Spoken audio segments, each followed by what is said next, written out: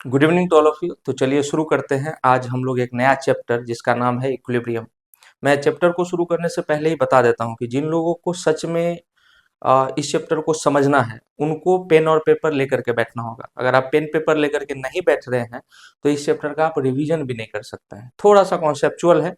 और मैं ये भी बता देता हूँ आपको कि नीट टारगेट में जो बच्चे एडमिशन लेते हैं वो मेरे हिसाब से फिजिकल केमिस्ट्री के 3 चैप्टर्स की वजह से। एक का नाम है थर्मोडायनामिक्स, दूसरे का नाम है इक्विलिब्रियम जो आज आप लोगों की रिक्वेस्ट पे मैं पढ़ाने वाला हूँ, और थर्ड चैप्टर है electrochemistry.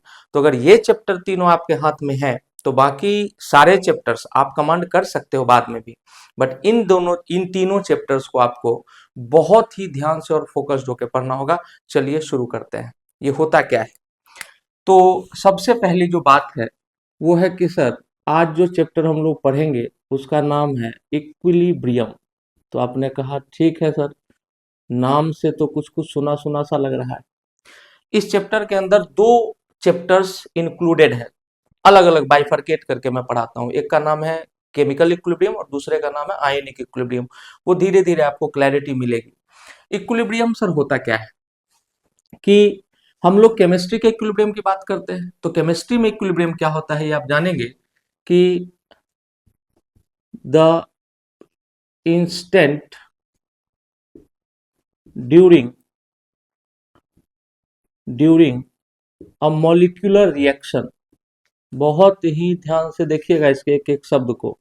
The instant during molecular reaction after which after which any of the after which any of the macroscopic properties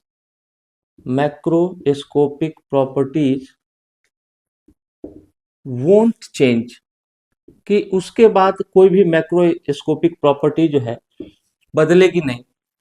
विच हम एग्जांपल के लिए लिखें तो क्या क्या नहीं बदलता है सर? प्रेशर, उसके बाद कंसंट्रेशन और सर और जो भी मेजरेबल प्रॉपर्टीज हैं उसकी, उसके लिए हम लिख दे रहे हैं एक्सेट्रा। कि आप किसी भी केमिकल रिएक्शन में हमें किस चीज से मतलब होता है कि प्रोडक्ट का कंसंट्रेशन क्या है और रिएक्टेंट का कंसंट्रेशन क्या है, लेकिन एक पर्टिकुलर इंस्टेंट जिसके बाद कुछ भी आपको बदलता हुआ दिखाई ना दे। ठीक है, तो उस कंडीशन को हम कहते हैं कि अब ये रिएक्शन इक्विलिब्रियम में आ गया है। कोई भी मैक्रोस्कोपिक प्रॉपर्टीज, कोई भी ऐसा पैरामीटर जिसको आप मेजर कर सकते हैं वो नहीं बदलता है, उसी कंडीशन को कहते हैं हम इक्विलिब्रियम। अब जरा ध्यान से देखते हैं सर, अगर आप बात करें कि सर इक्विलिब्रियम होते कितने तरीके के हैं, तो केमिस्ट्री के अंदर भी मैं अगर बताऊं तो इसको मैं थोड़ा सा पहले बाइफरकेट कर देता हूं। एक होता है इक्विलिब्रियम जिसको हम कहते हैं फिजिकल इक्विलिब्रियम। जैसा आपने बचपन से पढ़ा भी होगा और आपको क्लैरिटी भी मिलेगी। तो फिजिकल इक्विलिब्रियम क्या होता है सर? मान लीजिए कि अगर हम किसी सॉलिड को लिक्विड में चेंज होते हुए देख रहे हैं तो ये एक फिजिकल इक्विलिब्रियम है। और आपको पता है कि फेज चेंज जब भी होता है, यानी सॉलिड का लिक्विड बनना, लिक्विड का गैस बनना, वो कांस्टेंट टेम्परेचर एंड प्रेशर पे होता है। तो दोबारा आपको ये बात फिक्स होगी कि कोई भी मैक्रोस्कोपिक प्रॉपर्टी बदलेगी नहीं अगर हम ऐसा कह रहे हैं कि इक्विलिब्रियम आ चुका है। आपने कहा सर अच्छी बात है। सेकेंड पॉइंट अगर हम देखें तो लिक्विड का गैस में बदलना, और थर्ड पॉइंट देखें तो सॉलिड का गैस में बदलना। बहुत से ऐसे सब्सटेंस होते हैं जो सब्लिमेबल होते हैं। सब्लिमेबल तो आपने पढ़ा होगा, sublimation, direct conversion of solid into gases is called sublimation. ऐसे सब्सटेंस कभी भी लिक्विड में नहीं बदलते अपने फेज चेंज के दौरान। आपने हो सकता है थर्मोडायनेमिक्स पढ़ा हो, नहीं पढ़ा है तो भी कोई बात नहीं, मैं पढ़ाऊंगा इसके बाद। तो सॉलिड लिक्विड इक्विलिब्रियम की अगर बात करें तो यहाँ पे अब डेल्टा फ्यूजन H माइनस, इसमें डेल्टा फ्यूजन H माइनस यानी कि इसको बोलते हैं फ्यूजन इंथैल्पी। लिक्विड का गैस बनना मतलब इसको क्या बोलते हैं? लिक्विड जब गैस बनता है तो इसको वेपोराइजेशन बोलते हैं। तो डेल्टा वेपोराइजेशन H माइनस ये हीट है जो आपको प्रोवाइड करनी पड़ती है, या ये हीट का चेंज है जो आपको दिखेगा जब कोई लिक्विड गैस बन रही होगी और सॉलिड से गैस, तो delta sublimation H minus. Sir क्या आप थर्मोडायनेमिक्स पढ़ाने वाले हो? नहीं, मैं सिर्फ ये बता रहा हूँ कि इक्विलिब्रियम कितने तरीके के होते हैं। बहुत ही ध्यान से सुनना पड़ेगा, ये चैप्टर हाईली कॉन्सेप्चुअल चैप्टर्स में से एक है। और एक बार सुन लेंगे ध्यान से तो फिर आप बच्चों की तरह खेलेंगे इसके क्वेश्चंस में। देखिएगा, तो फिजिकल इक्विलिब्रियम के बाद मेरे बच्चों एक पार्ट होता है जिसको हम लोग कहते हैं केमिकल इक्विलिब्रियम। केमिकल इक्विलिब्रियम ये दो तरीके का होता है। एक को कहते हैं हम मॉलिक्यूलर इक्विलिब्रियम, मॉलिक्यूलर इक्विलिब्रियम, और दूसरा होता है आयोनिक इक्विलिब्रियम, आयोनिक इक्विलिब्रियम। मतलब सर कि मॉलिक्यूलर इक्विलिब्रियम होता है जैसे मान लीजिए N2 गैसियस और प्लस O2 गैसियस आपस में मिक्स हुए और इन्होंने ट्वाइस NO गैसियस बनाया। आप अगर गौर से देख पा रहे हैं तो यहाँ पर हम आयंस की बात नहीं कर रहे हैं, यहाँ हम आयंस की बात नहीं कर रहे हैं। लेकिन यहाँ पर देखिए, तो मान लीजिए कि कोई वीक एसिड है CH3COOH एसिटिक एसिड, और वो ब्रेक हो रहा है CH3COO माइनस और प्लस H प्लस में, तो इसको हम कहते हैं कि भैया ये आयोनिक इक्विलिब्रियम का पार्ट है। बहुत ध्यान से, सबसे पहले हमने देखा फिजिकल इक्विलिब्रियम को, जैसे सर देखा, और फिजिकल इक्विलिब्रियम के बाद हमने देखा कि केमिकल इक्विलिब्रियम में दो टाइप के इक्विलिब्रियम हमें पढ़ने हैं, मॉलिक्यूलर इक्विलिब्रियम और आयनिक इक्विलिब्रियम। तो हम लोग अभी बांट रहे हैं पूरे इक्विलिब्रियम के सिलेबस को। इक्विलिब्रियम एग्जिस्ट कर गया किसी रिएक्शन में, ये हमें कब पता चलता है? तब जब किसी भी मैक्रोस्कोपिक प्रॉपर्टीज की वैल्यू बदल ना रही हो, चाहे वो प्रेशर हो, टेम्परेचर हो, कंसंट्रेशन हो, कुछ भी हो, इक्विलिब्रियम आ गया, उसके बाद कोई भी पैरामीटर नहीं बदल सकता है। आपने कहा सर अच्छी बात है, आगे बढ़ते हैं। और ये बात ध्यान रखिएगा कि we are talking about the equilibrium in chemistry, there are equilibrium in physics, वहां आपको फोर्स का इक्विलिब्रियम पढ़ना पड़ेगा और वो सारी बातें अलग हैं। हम तो केमिस्ट्री में डील कर रहे हैं, तो बहुत ध्यान से देखना है। अगर हम यहीं पर आपको बताएं थोड़ा सा, यहीं पर अगर हम लोग आगे देखते हैं तो आपने बढ़िया से देख लिया होगा कि सर केमिकल इक्विलिब्रियम क्या होता है, मॉलिक्यूलर इक्विलिब्रियम और आयनिक इक्विलिब्रियम में कन्वर्ट कर सकते हैं इसको बाइफर्केट कर सकते हैं, क्लासिफाई कर सकते हैं।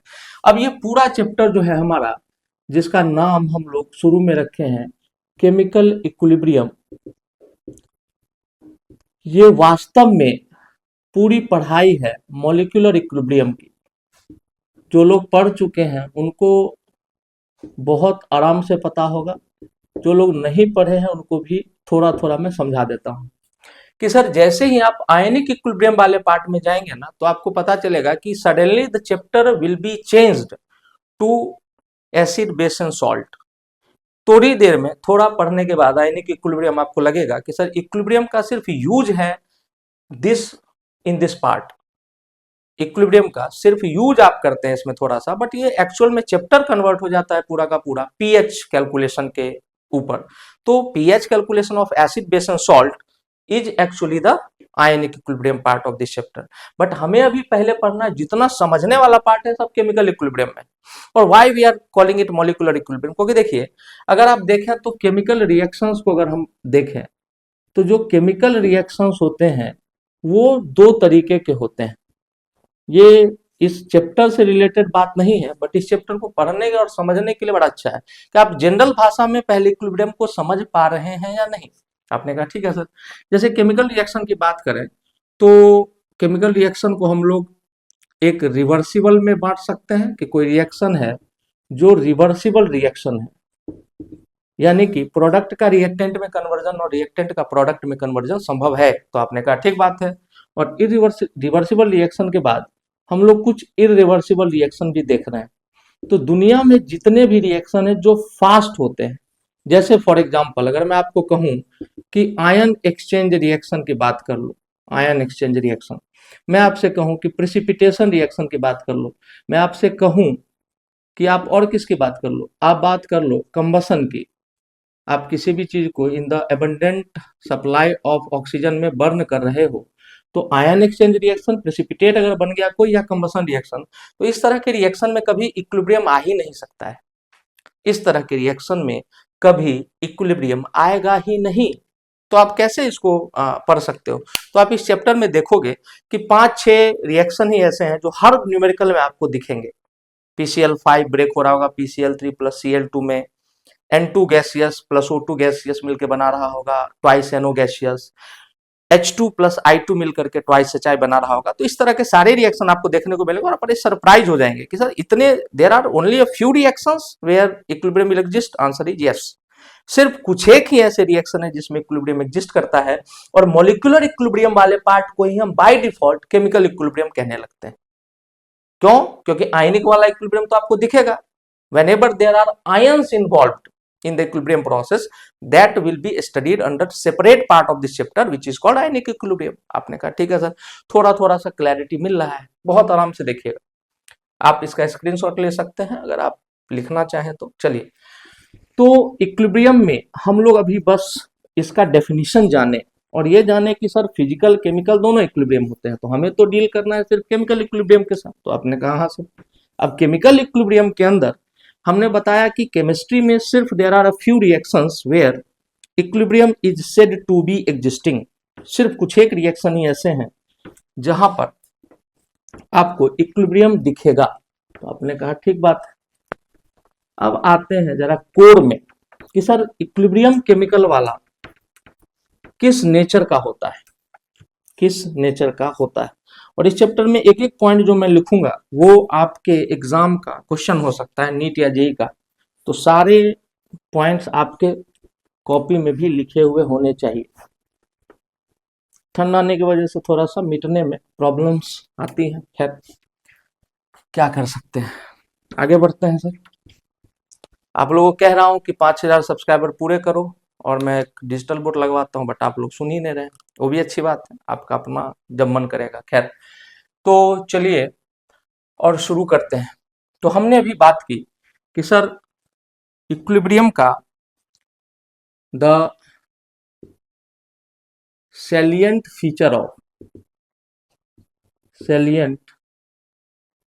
features of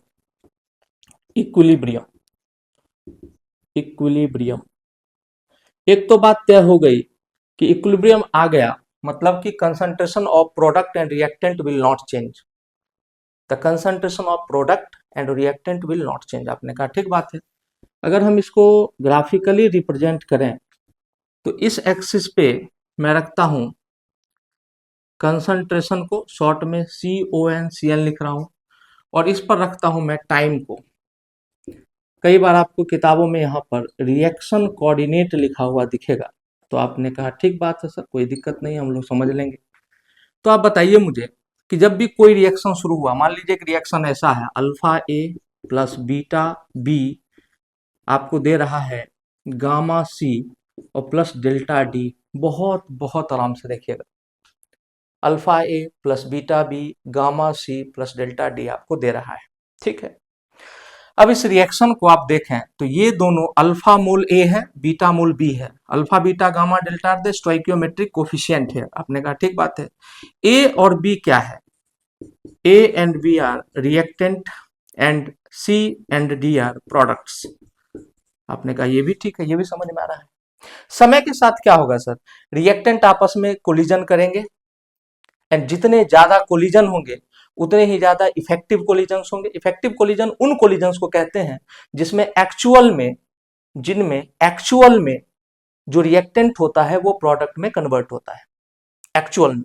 अदरवाइज कोलिजन तो ढेर सारे होते हैं। मानिए मैं इस दीवार को धक्का देने लगूं या इस बोर्ड को धक्का देने लगूं, तो क्या मैं इसको धक्का दे पाऊंगा? नहीं। बट क्या मैं दे नहीं रहा हूं? मैं फोर्स लगा रहा हूं कि नहीं लगा रहा हूं? आपने कहा यस, लगा रहे हो आप फोर्स। तो वही बात है। चलिए, तो यहां देख रहे हैं हम, और रिएक्टेंट मान लीजिए शुरू में कुछ कंसंट्रेशन होगा, समय के साथ रिएक्टेंट का कंसंट्रेशन ऐसे घटता चला जाएगा, और प्रोडक्ट जो कि पहले 0 था, प्रोडक्ट का कंसंट्रेशन बढ़ता चला जाएगा समय के साथ। तो अगर आप गौर से देखें तो एक पॉइंट के बाद आपका जो कर्व है ये फ्लैट हो गया है, ये बिल्कुल फ्लैट है। और यहां भी देखें तो ये कर्व यहां के बाद इस तरह से फ्लैट हो गया है। तो ये पॉइंट देखें आप, ये point, this is the point where equilibrium existed. इस पॉइंट को लेके कंफ्यूज कर जाते हैं कुछ बच्चे। नहीं सर, ये वो पॉइंट है जहां पर कुछ देर के लिए जितना रिएक्टेंट का कंसंट्रेशन था उतना ही प्रोडक्ट का कंसंट्रेशन था। आप ऐसे कर लें। इक्विलिब्रियम उस पॉइंट को नहीं कहते हैं, इक्विलिब्रियम उस पॉइंट को नहीं कहते हैं जहां पर सिर्फ एक बार रिएक्टेंट और प्रोडक्ट का कंसंट्रेशन सेम हो जाए। नहीं, इक्विलिब्रियम उस पॉइंट को कहते हैं जहां के बाद किसी भी प्रकार का कोई बदलाव ना हो रिएक्टेंट और प्रोडक्ट के कंसंट्रेशन में। देखिए दोनों का एकदम स्लोप फ्लैट है, मतलब कोई बदलाव अब किसी भी मैक्रोस्कोपिक प्रॉपर्टी में नहीं हो रहा है जब तक आप उसके साथ छेड़छाड़ ना करें at a particular temperature also. आप टेम्परेचर कुछ भी बढ़ा नहीं रहे हैं। तो आपने कहा ठीक बात है सर। अब जरा इस पॉइंट को गौर से देखें कि मैं जो पहला पॉइंट लिख रहा हूं कि केमिकल इक्विलिब्रिया, हमने बोला कि केमिकल इक्विलिब्रियम लिखूं मैं या मॉलिक्यूलर इक्विलिब्रियम लिखूं, बात बराबर है। Chemical equilibrium is a dynamic equilibrium, is a dynamic equilibrium. इसका मतलब क्या हुआ सर? इसका मतलब हुआ dynamic equilibrium that is the molecules are continuously colliding, the molecules are continuously colliding with each other, with each other, but there is no change in the concentration of reactant or product, reactant और product. आपने कहा कि sir कोई भी macroscopic property नहीं बदलेगी, बिल्कुल नहीं बदलेगी, और मैं कह रहा हूं कि कंसंट्रेशन ऑफ रिएक्टेंट और प्रोडक्ट बिल्कुल नहीं बदलेगा। लेकिन यहां ये क्या बात हुई सर कि ये डायनेमिक इक्विलिब्रियम है। अच्छा, इसका मतलब कि जितना रेट ऑफ फॉरवर्ड रिएक्शन होगा उतना ही रेट ऑफ बैकवर्ड रिएक्शन होगा। मतलब अगर इसको समझे हम पिछले एग्जांपल से ही, तो N2 gaseous plus O2 gaseous अगर मिल करके ट्वाइस NO गैसियस बना रहा था, ट्वाइस NO गैसियस बना रहा था, तो इक्विलिब्रियम पॉइंट पर क्या हुआ होगा? जितना NO बन रहा होगा अगले ही क्षण उतना ही मॉलिक्यूल NO का टूट करके वापस N2 और O2 बना रहा होगा। तभी तो ये हम रिवर्सिबल का साइन दे रहे हैं। इसलिए मैं कह रहा हूं chemical equilibrium is a dynamic equilibrium, it is not static equilibrium. ऐसा नहीं है कि उस इक्विलिब्रियम पॉइंट पर जा करके रिएक्शन होना ही बंद हो जाता है, मॉलिक्यूल्स आपस में कोलाइड करना ही छोड़ देते हैं। नहीं sir, molecules will be continuously colliding but there is no net change in the concentration of the product or reactant। कि प्रोडक्ट और रिएक्टेंट में कोई भी नेट चेंज आपको देखने को नहीं मिलेगा। तो आप कहेंगे मतलब एक भी मोल नहीं बनना है एक्स्ट्रा, एक मॉलिक्यूल एक्स्ट्रा नहीं बनना है प्रोडक्ट, तो आप कहेंगे सर इक्विलिब्रियम आ चुका है। ठीक है सर। सेकंड पॉइंट देखिए, और ये सारे पॉइंट आपके लिए मैंने बोला है कि these are the questions of your exam. ठीक है। सेकंड पॉइंट देखिए, once at equilibrium, once at equilibrium, always at equilibrium, always at equilibrium। ये क्या बात हुई सर? ये बहुत महत्वपूर्ण बात है। किसी भी रिएक्शन के अंदर अगर एक बार इक्विलिब्रियम आ जाता है, किसी भी रिएक्शन के अंदर अगर एक बार इक्विलिब्रियम आ जाता है, तो वो रिएक्शन को आप अगर उसका कोई भी पैरामीटर हिला दिए, मान लिया कि आपने एक टेम्परेचर रखा है 297 केल्विन पर, आपको इक्विलिब्रियम मिल गया किसी रिएक्शन का कि अब नेट प्रोडक्ट नहीं बनना है, तो ऐसा माना जाता है, दिस इज अ कॉन्सेप्ट, ऐसा हमने मान लिया कि अब कोलिजन्स तो हो रहे हैं। क्यों? क्योंकि डायनेमिक इक्विलिब्रियम है। Chemical equilibriums are not static, dynamic in nature. तो आपने कहा ठीक बात है सर। तो अब कोलिजन तो हो रहे हैं बट हमको नेट प्रोडक्ट का कन्वर्जन क्या मिल रहा है? 0। अच्छी बात है सर। आपने टेम्परेचर बढ़ा दिया तो 2-4 मोल और मिल जाएंगे आपको प्रोडक्ट। हाँ बिल्कुल मिलेंगे सर, लेकिन उसके बाद फिर से एक इक्विलिब्रियम आ जाएगा। मतलब कि जिस रिएक्शन में इक्विलिब्रियम एग्जिस्ट करता है उस रिएक्शन में हर पॉइंट के बाद, हर एक थोड़े समय के बाद आपको इक्विलिब्रियम एग्जिस्ट करता हुआ दिखेगा। Once at equilibrium, always at equilibrium. ठीक है। इसका मतलब कि इक्विलिब्रियम कौन सा पॉइंट है?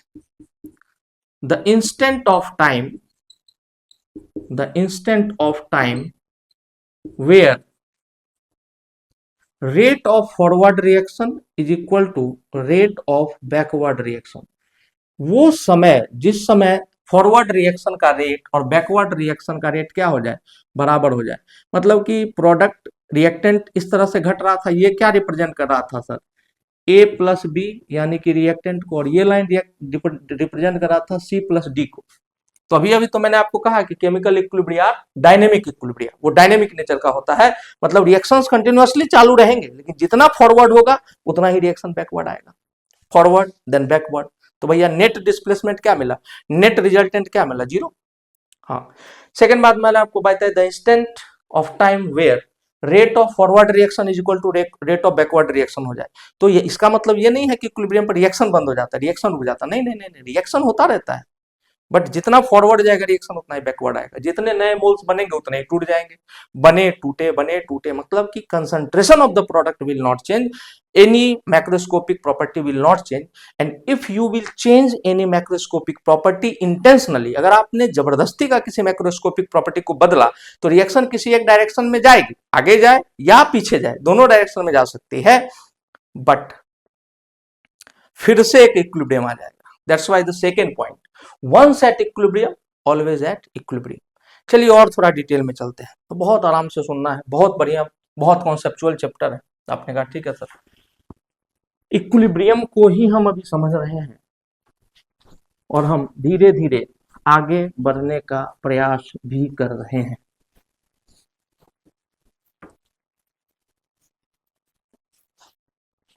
ये चैप्टर बहुत कॉन्सेप्चुअल है और आपको एकदम मतलब समझिए कि बहुत ध्यान लगा के पढ़ना होगा, क्योंकि देखिए 10th आप पास करके आए हैं तो ये सारी चीजें आपके लिए नई है।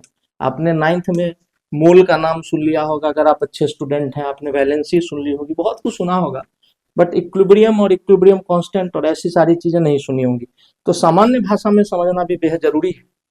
अभी तक हम लोगों ने 2 चीजें सीखी है, ठीक है, ध्यान से सुनिए। अभी तक हमने सिर्फ 2 बातें सीखी हैं। इक्विलिब्रियम क्या होता है?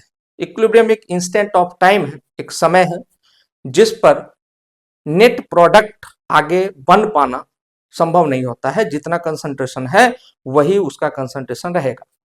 दूसरी बात हमने सीखी कि दुनिया में सिर्फ there are few reactions only in which the equilibrium में एग्जिस्ट, कि कुछ ही रिएक्शन ऐसे हैं जिसमें इक्विलिब्रियम क्या कर सकता है, एग्जिस्ट कर सकता है। इसलिए आपको लगभग हर क्वेश्चन में वही 5-6 घिसे पीटे रिएक्शंस दिखेंगे। तीसरी बात, हमने बोला कि chemical equilibrium are dynamic equilibrium, chemical equilibria plural form में, तो chemical equilibria are dynamic equilibria, वो ऐसा नहीं है कि इक्विलिब्रियम पर जाकर के रिएक्शन रुक जाता है, no no no, the reaction will be continuously going on, but the rate of forward reaction is equal to rate of backward reaction, जितना फॉरवर्ड उतना बैकवर्ड, जितना फॉरवर्ड, वो सुने हो ना सरकारी विभागों में जो होता है, आपने सुना होगा कि भैया काम आपका हो या ना हो इससे कोई मतलब नहीं है, मतलब इससे है कि भाग दौड़ में कोई कमी है तो बताओ। तो इक्विलिब्रियम वही पॉइंट है कि भाग दौड़ में कोई कमी नहीं है, मॉलिक्यूल भाग दौड़ रहे हैं, लेकिन आपको नेट रिजल्ट 0 मिल रहा है।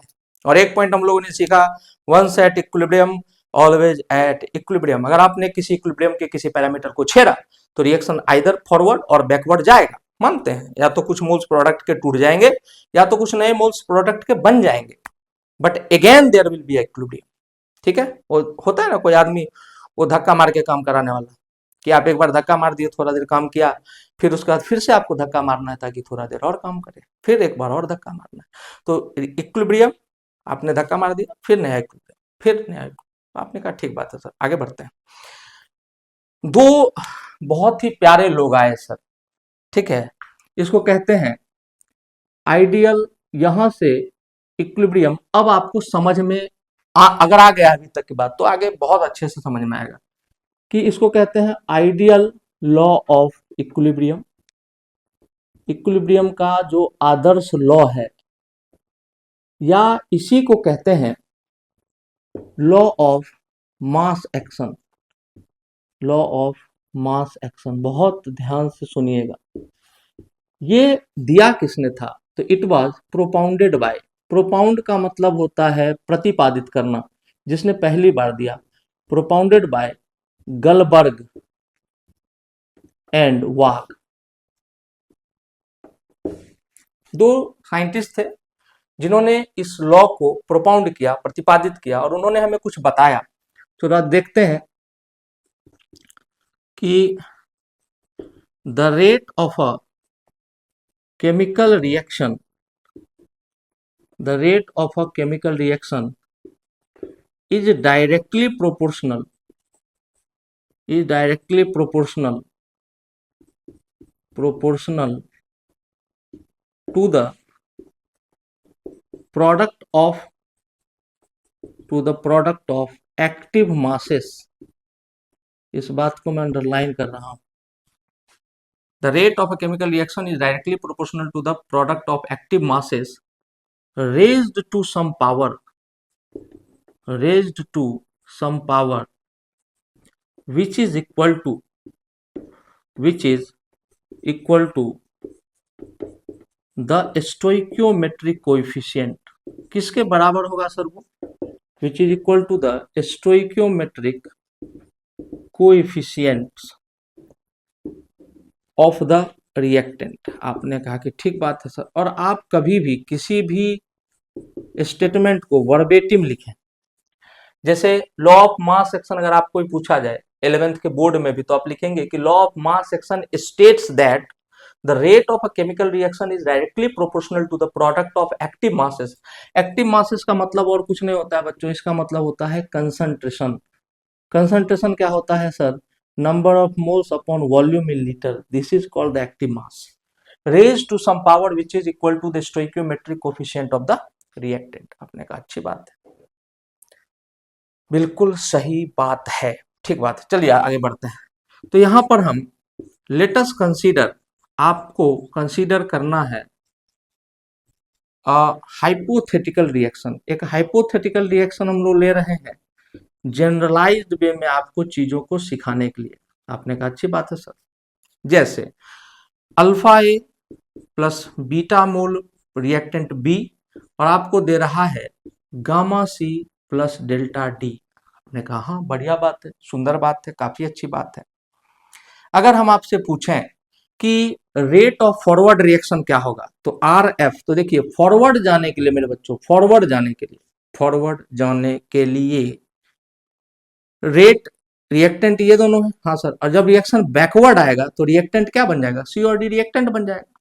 फिर से फॉरवर्ड जाने के लिए ए और बी रिएक्टेंट है, एरो देखिए इसके पीछे कौन है? A and B reactant forward के लिए। बैकवर्ड के लिए सी एंड डी है। आपने बोला ठीक है।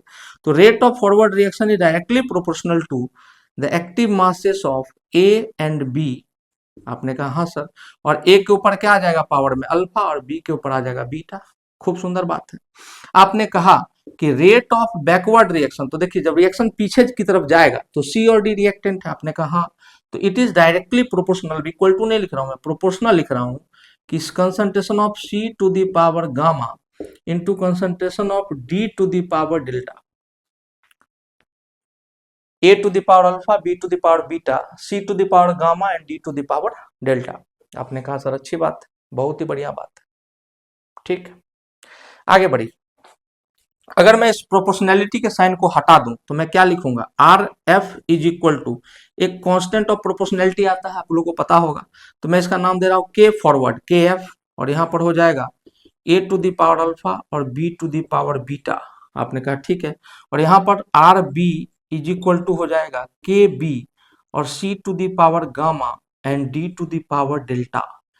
ये अल्फा बीटा गामा डेल्टा से डरना नहीं है, these are just stoichiometric coefficient. कोई कोई नंबर 1 2 3 4 ऐसे कुछ नंबर्स होंगे तो आपको पावर में यहाँ डालने होंगे, ठीक है सर। अगर मैं आपसे पूछूं कि इक्विलिब्रियम होता क्या है, तो आप कहेंगे कि सर सीधा आपने अभी तक बताया है कि एट इक्विलिब्रियम, इक्विलिब्रियम पर जाकर क्या होता है? Rate of forward reaction, rate of forward reaction जो होती है वो बराबर होती है किसके? Rate of backward reaction. इसके अलावा तो हमने कुछ सीखा नहीं है सर। आपने कहा ठीक बात है। तो रेट ऑफ फॉरवर्ड रिएक्शन को कैसे लिखोगे बच्चा? K F A to the power alpha B to the power beta. आपने कहा हाँ, तो K F A to the power alpha into B to the power beta, सुंदर बात है, is equal to K B C to the power gamma into D to the power delta. और ये जो डब्बा बना रहा हूं मैं ब्रैकेट, अपने मन से ऐसे मत बना देना, ऐसे नहीं बना देना। ये डब्बा रिप्रेजेंट करता है कंसंट्रेशन को या एक्टिव मास को, जिसको स्क्वायर ब्रैकेट आप कहते हो। सॉरी। आपने कहा अच्छी बात है।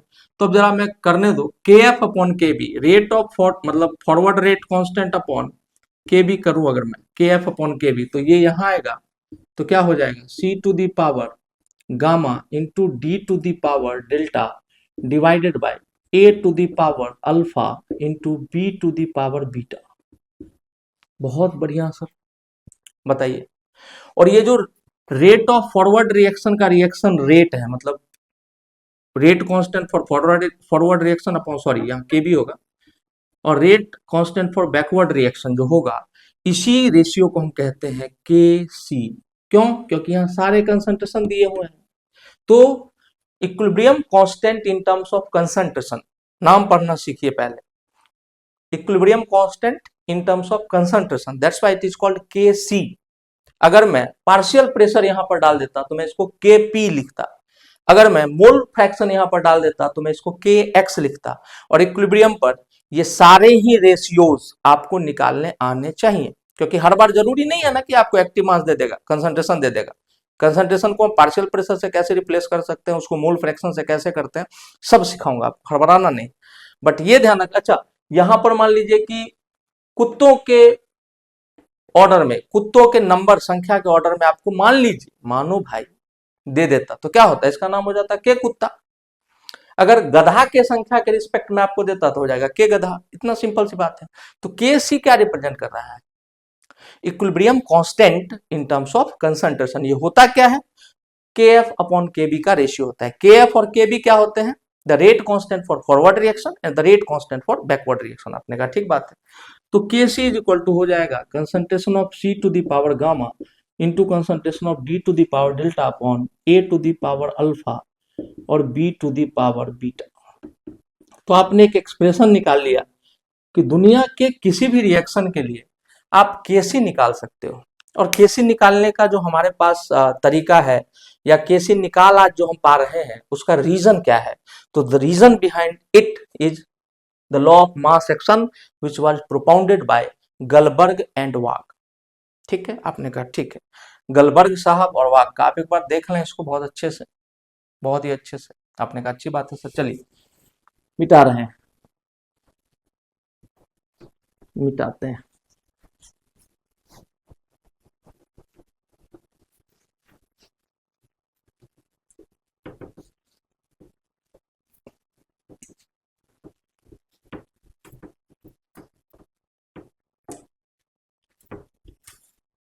आपने कहा सर काफी अच्छी बात है, इसमें कहीं से कोई हमें दिक्कत अभी तक तो फील नहीं हुई है, तो सर आगे भी नहीं होगी, कहीं से भी कोई दिक्कत फील नहीं होगी। चलिए, लेकिन इतना ध्यान रखना है कि जिसके टर्म में दिया हो, जिसके टर्म में दिया हो क्या निकालने का, कि के पी निकालो, equilibrium constant in terms of partial pressure निकालिए, अगर ऐसा कहा जाए तो हमें फिर पार्शियल प्रेशर की ही बात करनी पड़ेगी। पार्शियल प्रेशर क्या होता है, कैसे होता है, वो हम लोग देख रहे हैं। आपने कहा ठीक है सर। अभी हमने सीखा क्या? अभी हमने सीखा कि केसी कैसे निकालते हैं, equilibrium constant in terms of concentration. तो ऊपर में प्रोडक्ट का कंसंट्रेशन रहेगा, उसके ऊपर में उसका स्टोइचोमेट्रिक कोफिशिएंट रहेगा, डिवाइडेड बाय रिएक्टेंट का कंसंट्रेशन रहेगा, उसके ऊपर में रिएक्टेंट के कंसंट्रेशन के पावर में जो उसका कोफिशिएंट था वो रहेगा। तो आपने बोला ठीक है सर, हम लोग न्यूमेरिकल भी करेंगे इसके ऊपर। अभी आपको बस सीखना है। जैसे मान लीजिए कि हमसे किसी ने कहा कि केसी आप निकाल चुके हैं, तो रिलेशन बताइए, रिलेशन बिटवीन, पहले आपको मैं लिख ही देता हूं, बाद में आप खुद कंफ्यूज हो जाओ, मैं लिख देता हूं। देखो, है तो इक्विलिब्रियम कांस्टेंट ही, जैसे मैं के सी लिखूं तो आप इसको क्या पढ़ोगे कि this is our equilibrium constant in terms of, in terms of concentration. उम्मीद करते हैं कि आप ये पढ़ लोगे। आपने कहा ठीक है। अगर मैं लिखूं के पी तो आप लिखोगे equilibrium constant in terms of partial pressure. कौन सा प्रेशर? Partial pressure. आपने कहा ठीक बात। अगर मैं लिखूं के एक्स तो आप लिखोगे equilibrium constant in terms of mole fraction. क्योंकि यही तीन तरीके हैं जिसमें आप कंसंट्रेशन को या रिएक्टेंट की मात्रा को दर्शा सकते हो। अच्छा, अगर मैं यहां लिख दूं के कुत्ता तो आप क्या लिखोगे, equilibrium constant in terms of कुत्ता। मजाक कर रहा हूं, लेकिन समझने के लिए जरूरी है। ठीक है, जनरलाइज रहिए, दिमाग में कोई ऐसे हाथ नहीं कांपना चाहिए कॉन्सेप्ट को लगाते वक्त, आपका हैंड में जो है वो शिवरिंग नहीं होनी चाहिए सर। चलिए अब शुरू करते हैं। ठीक है, करते हैं। तो कुत्ता वाला थोड़ा हटा देते हैं, ठीक नहीं लग रहा है, लेकिन समझ में तो आना चाहिए, इतना जनरलाइज है। आपने कहा ठीक है, मान लीजिए कि आपके पास फिर से मैं आपको एक बात कह रहा हूं कि alpha A plus beta mole B और एक इक्विलिब्रियम रिवर्सिबल रिएक्शन है जो हमको गामा सी दे रहा है प्लस डेल्टा डी डी दे रहा है। आपने कहा अच्छी बात है सर। अगर मैं इसका बाय डेफिनेशन क्या सर बाय डेफिनेशन, तो बाय डेफिनेशन अगर मैं लिखूं सर, तो इसको मैं क्या लिख सकता हूं, इस रिएक्शन के लिए केपी कैसे लिखूंगा, तो आप कहेंगे सर प्रोडक्ट अपॉन रिएक्टेंट करते हैं, तो प्रोडक्ट सी का कंसंट्रेशन मतलब सी का partial pressure P C to the power gamma, अच्छा, into P D to the power delta divided by P A to the power alpha into P B to the power beta. आप कहेंगे हाँ sir बिल्कुल लिख सकते हैं, बिल्कुल लिख सकते हैं। इसी रिएक्शन के लिए सर, बिल्कुल इसी रिएक्शन के लिए केसी लिखने में कहूं तो आप क्या लिखेंगे, कंसंट्रेशन के टर्म में तो डब्बा बनाएंगे, concentration C to the power gamma D to the power delta upon A to the power alpha into B to the power beta. सुंदर बात है, बहुत बढ़िया बात है। इस दोनों को आप एकदम दिमाग में डालें पहले अच्छे से, कि जब भी केपी निकालने को कहेगा पार्शियल प्रेशर को रेज टू द पावर कर देंगे, और जब equilibrium constant in terms of concentration कहेगा केसी, तो हम उसको कंसंट्रेशन के पावर में लिख करके प्रोडक्ट को बताएंगे कि प्रोडक्ट अपॉन रिएक्टेंट जरूर याद रखना है। आपने कहा अच्छी बात है। अब जरा ये यहाँ मूल कॉन्सेप्ट पे चलते हैं कि हमको याद है P V is equal to NRT हुआ करता है, जहां ये पी प्रेशर को डिनोट करता था, वॉल्यूम नंबर ऑफ मोल्स और यूनिवर्सल गैस कांस्टेंट टेम्परेचर। अगर मैं लिखूं तो P इज इक्वल टू मैं लिख सकता हूं N by V R T, और number of moles upon volume को अभी ये कहा था मैंने कि क्या होता है, इसको मैं सी आर टी लिख सकता हूं क्योंकि N by V represents the concentration. तो P बराबर सी आर टी यदि होता है मेरे बच्चों, हाँ या ना, आपने कहा हाँ सर, तो इसका मतलब है कि C बराबर क्या हो जाएगा, P by R T, concentration is equal to partial pressure upon R T. आपने कहा हाँ हो तो सकता है, ठीक है सर, बहुत अच्छे, कोई दिक्कत, कोई दिक्कत नो। आगे बढ़ते हैं, बहुत आराम से सुनिएगा, मैं इसको मिटा रहा हूँ। ये P by R T decide हो गया कि कंसंट्रेशन को हम partial pressure upon R T लिख सकते हैं, ठीक है। चलिए, तो अब इसके बाद अगर आप इसको समझें तो मैं केसी को लेकर के चल रहा हूं, केसी इज इक्वल टू कंसंट्रेशन को मैं पार्शियल प्रेशर से डिनोट करूं तो मुझे क्या लिखना पड़ेगा, partial pressure of C upon R T to the power gamma. देखिए कंसंट्रेशन को मैं पी बाई आर टी लिख रहा हूँ, कोई नया काम नहीं कर रहा हूँ, ठीक है।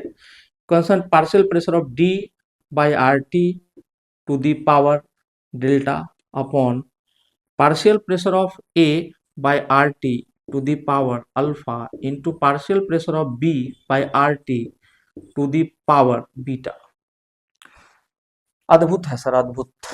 आपने कहा हाँ सर लिख तो सकते हैं इसको ऐसे, अच्छा अगर इसको ऐसे लिख सकते हो तो आप जरा आगे आओ और मुझे बताओ कि ये P बाई आर टी है, ये ऊपर चला जाएगा, ये ऊपर जाएगा और ये नीचे आ जाएगा। आपको पता है A by B C by D होता है, तो ये पलटता है। आपने कहा ठीक बात है। इसको मैं यदि लिखूं तो मैं ऐसे लिख सकता हूं क्या, पी सी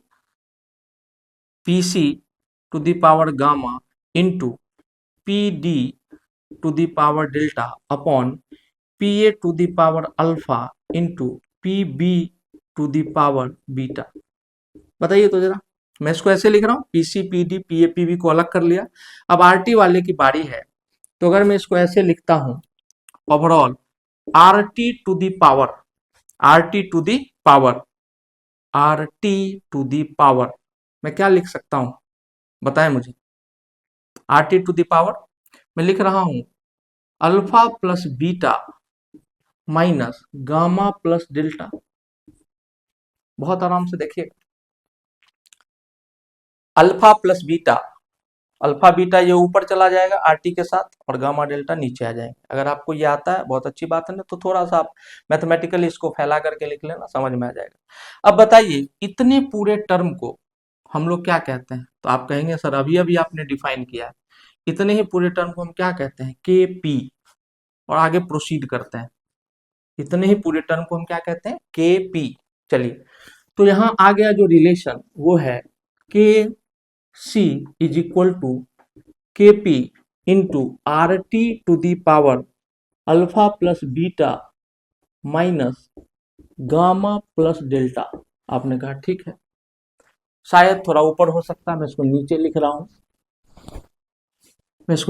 रहा हूं, कि K C is equal to K P R T to the power alpha plus beta minus gamma plus delta. आपने कहा ठीक बात है। अच्छा, अगर मैं इसको ऐसे लिखूं मेरे बच्चों, के सी और इसको इसके नीचे लेके आ जाऊं तो ऐसे लिख सकता हूं R T to the power alpha plus beta minus gamma plus delta. आपने कहा बिल्कुल लिख सकते हैं, इसको इसके डिनोमिनेटर में लेके आ गया इक्वल टू के पी। अच्छा, और बताइए जब ये ऊपर जाएगा तो गामा प्लस डेल्टा जो है ये इधर आ जाएगा और ये उधर चला जाएगा।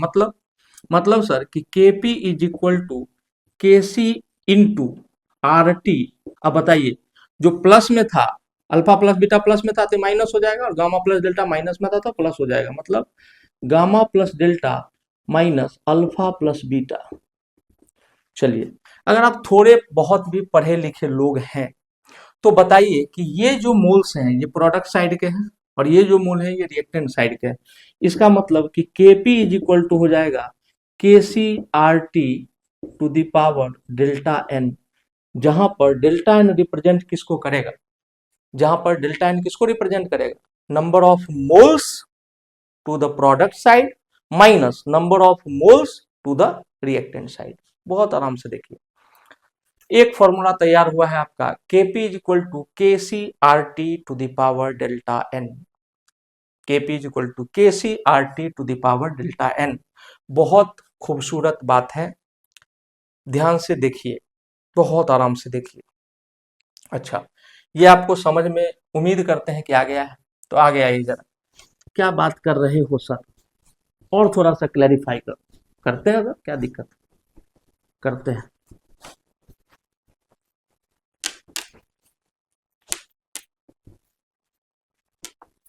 ठंड में बोर्ड मिटाना थोड़ा सा मेहनत का काम है, वैसे वीडियो बनाना ही काफी मेहनत का काम है। ये अलग बात है कि मेरी वीडियोस पढ़ने लिखने वाले बच्चों तक क्यों नहीं पहुंच रही हैं, ये सोच के थोड़ा बहुत टेंशन तो है।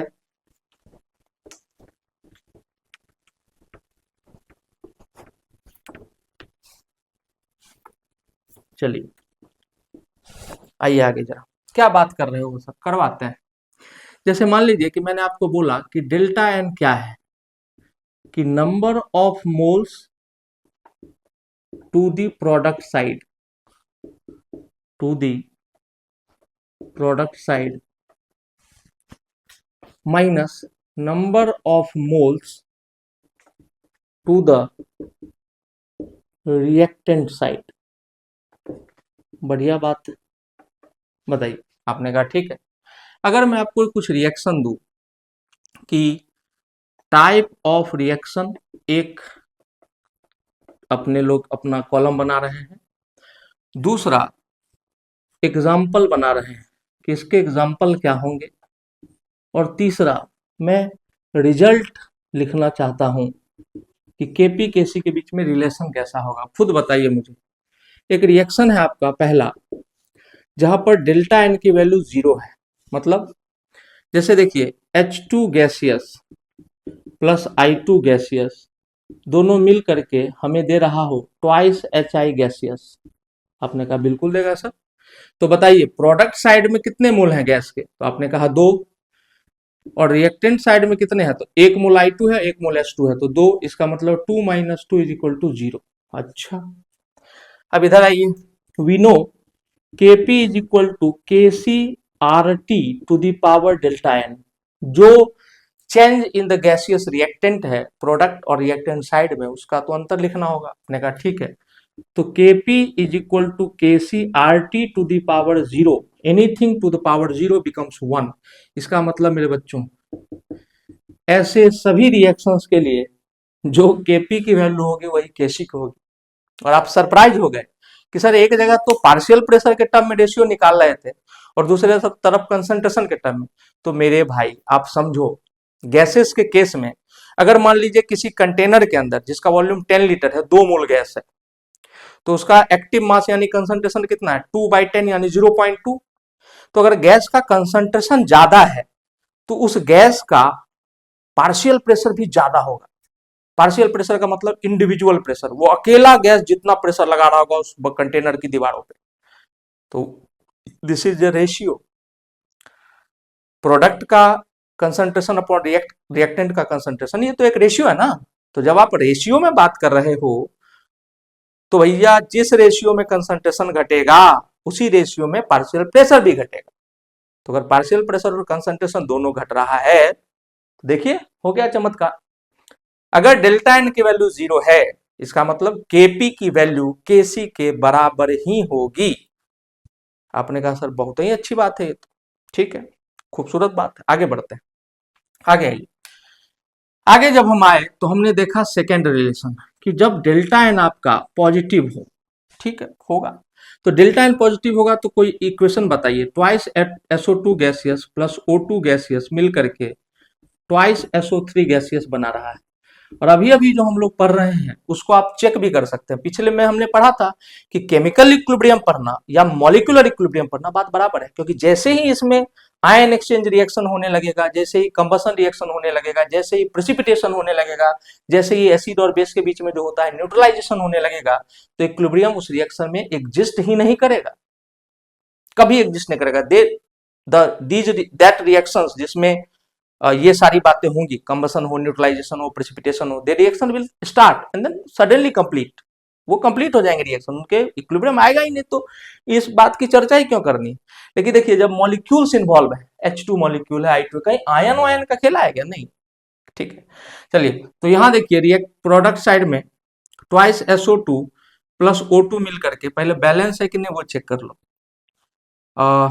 नहीं, इसको रिवर्स करना पड़ेगा, नहीं तो ये डेल्टा निगेटिव का एग्जाम्पल हो जाएगा। इसको रिवर्स कर दीजिए, आपके ऊपर है सर, सब अपना हाथ में। Twice SO3 gaseous twice SO2 gaseous plus O2 gaseous में मान लीजिए जा रहा है, ठीक है। तो अब देखिए सल्फर ऑक्सीजन की संख्या 6, 4 2 6, ठीक है, कोई दिक्कत नहीं। आपने कहा नहीं सर, तो डेल्टा एन इस रिएक्शन के लिए क्या हो जाएगा, तो आप कहेंगे कि सर इधर 3 मोल है और इधर 2 मोल है, यानी कि +1। तो देखिए Kp is equal to KCRT to the power delta N होता है। अब डेल्टा एन पॉजिटिव है, 1 है, तो Kp की वैल्यू Kc के बराबर नहीं है, Kc इंटू RT के बराबर है। इसका मतलब बड़ा कौन रहा होगा, तो आप कहेंगे कि sir Kp will be larger than Kc, एकदम आराम से, ठीक है। चलिए रिएक्शन 3, डेल्टा एन मान लीजिए किसी रिएक्शन का निगेटिव हो, तो हम लोग बचपन से पढ़ते आए हैं N2 gaseous plus 3H2 gaseous और ये बना देगा ट्वाइस NH3 गैसियस। याद करिए हैबर्स प्रोसेस कहते हैं इसको, अमोनिया के फॉर्मेशन का प्रोसेस है, बहुत फेमस रिएक्शन है। अब देखिए प्रोडक्ट साइड में 2 मोल और रिएक्टेंट साइड में 4 मोल, मतलब कि डेल्टा एन की वैल्यू -2 आ गई। आंख बंद करके आपको समझ में आ रहा है कि Kp should be less than Kc, मतलब अब Kc बड़ा हो गया है Kp से। बहुत प्यार से इसको समझिएगा कि what is the reaction between Kp and Kc। तो Kp is equal to KCRT to the power delta n. मैंने सारा प्रूफ किया है सर आपके सामने, एकदम कोई बातें नहीं है, ये मैथमेटिक्स है। आपने कहा सर बात तो ठीक ही है, अच्छी बात है, ठीक है। तो चलिए आज का जो लेक्चर है उसको मैं समराइज करता हूं। आज हम लोगों ने क्या क्या पढ़ा है। हमने स्टार्ट किया कि इक्विलिब्रियम होता क्या है। इक्विलिब्रियम एक इंस्टेंट ऑफ टाइम है जिसके बाद कोई भी मैक्रोस्कोपिक प्रॉपर्टीज एक रिएक्शन के दौरान नहीं बदलती है। दूसरी बात कि कैसे रिएक्शंस में इक्विलिब्रियम आ सकता है, तो मैंने कहा there are very few reactions and all those reactions will be in general molecular reactions. कौन से रिएक्शन होंगे, वो मॉलिक्यूलर रिएक्शन होंगे जिसमें इक्विलिब्रियम आएगा। आपने कहा सर ये भी समझ में आ गया। तीसरी बात मैंने बोली कि सर इक्विलिब्रियम जो केमिकल इक्विलिब्रियम होता है, these are not static equilibrium, they are dynamic equilibria, they are dynamic in nature. मतलब द रेट ऑफ जिस पॉइंट पे इक्विलिब्रियम आ रहा है वहां फॉरवर्ड रिएक्शन भी हो रहा होगा, बैकवर्ड रिएक्शन भी हो रहा होगा, और दोनों सेम रेट से हो रहे होंगे। इसलिए नया मोल ऑफ प्रोडक्ट आपको दिखने वाला नहीं है, एक भी मोल नया प्रोडक्ट आपको नहीं बनता हुआ दिखेगा, लेकिन वहां पर रुकता नहीं है काम। मैंने एग्जाम्पल दिया था सरकारी विभागों के काम का, बताया था ना मैंने आपको कि भैया आपको रिजल्ट मिल रहा है कि उससे मतलब नहीं है, भाग दौड़ में कोई कमी हो तो बताओ।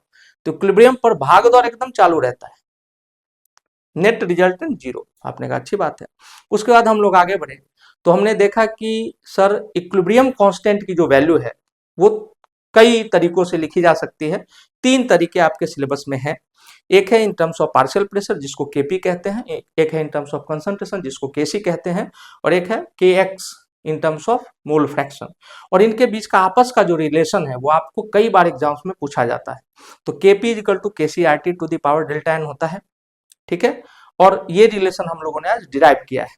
इसके अलावा आप किसी भी रिएक्शन में अगर लॉ ऑफ मास एक्शन लगाते हैं which was propounded by Guldberg and Waage, तो आप साफ साफ कह सकते हैं कि the rate of a reaction is directly proportional to the product of the active masses raise to some power which is equal to the stoichiometric coefficient of that reactant and product. क्योंकि reactant ही product बन जाता है, और जब आप backward reaction में आते हो तो जो प्रोडक्ट होता है वो बैकवर्ड रिएक्शन के लिए क्या बन जाता है, रिएक्टेंट बन जाता है। और उन दोनों को हमने इक्वेट करके बड़े अच्छे से आपको समझाया। तो thank you for watching the video and please share it with your classmates and friends. Thank you for watching the video.